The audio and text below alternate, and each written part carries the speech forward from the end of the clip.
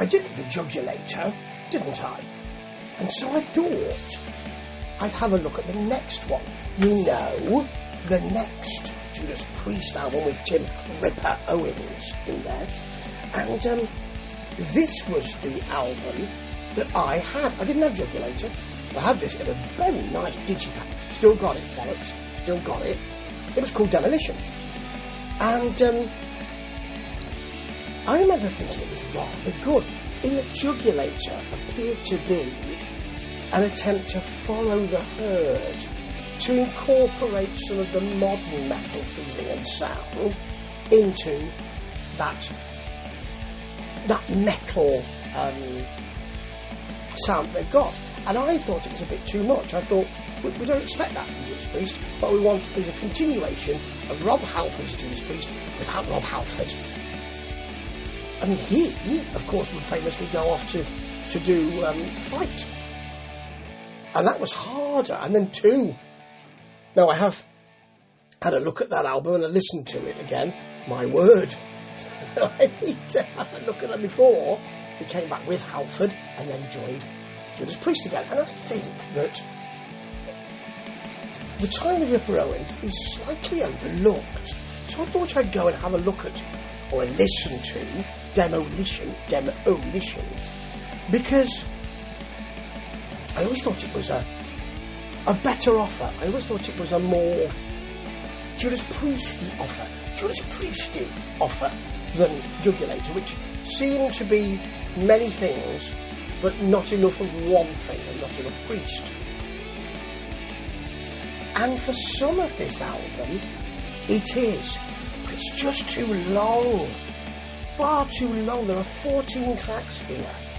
If you look at the bonus track too, it's just too much. A nice 9 tracks would really have been quite a killer, I would say.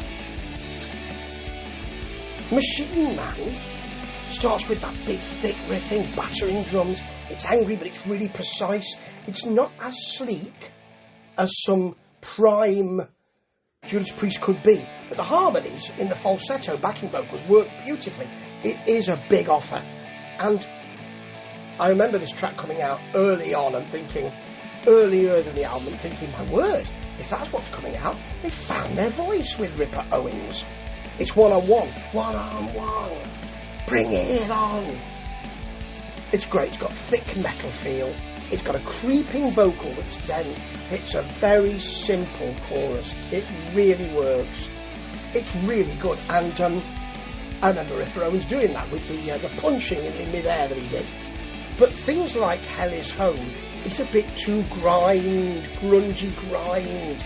It's got a tough ballad feel, but with that kind of anguished grunge stuff that I'm not massively keen. You've got that on In Between as well. Got a screaming chorus, it's very grungy. It simply doesn't work for me, but some will love it. But that follows another sound, and I didn't want Judas Priest to sound like that. I wanted them to sound like Judas Priest. I mean, in a way, I wanted to pin them to a chart and say, that's where you stay. Close to You is a grungy ballad, but it's got a nice heartfelt solo. It's a big offer, all right, and I don't mind it.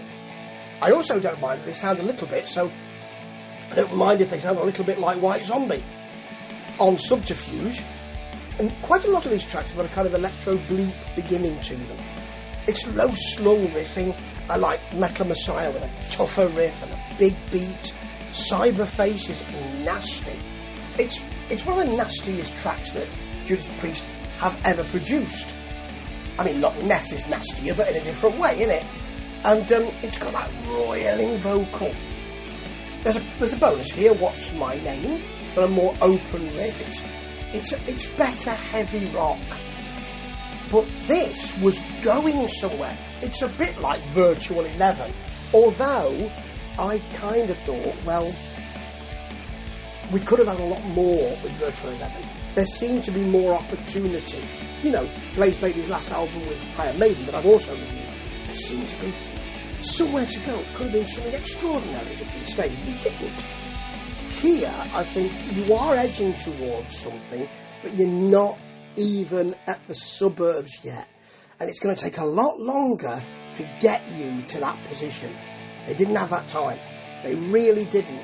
And, I saw their more selective appeal when I went to the Manchester Apollo.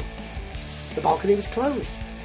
And there weren't an enormous amount of us on the ground floor level. It wasn't full, I'll tell you that. Also, Ripper Owens forgot the words to United on that night. Yeah, it wasn't a great night for him. And this just seems as though we're having to go at all sorts of things. We're edging towards more of the Priest sound with Ripper in there, but that might take a while. In the meantime, have a bit of grunge, have a bit of White Zombie, have a bit of ballad. It just doesn't work well enough, quickly enough, and that's the issue. And, Ripper Owens rightly has gone on to tons of work with lots of other people. And Judas Priest have gone on to great work. And I know KK Downing has got his own band now, and we've had some upheaval around that. And we've also got some upheaval generally in the group, health-wise. But you know what? They're still producing great music. KK Downing's still producing great music. Ripper Owens is involved in great music. You've got 3 out of 1. That's a success story, isn't it? But this album, Demolition, sadly isn't. Ta-ta.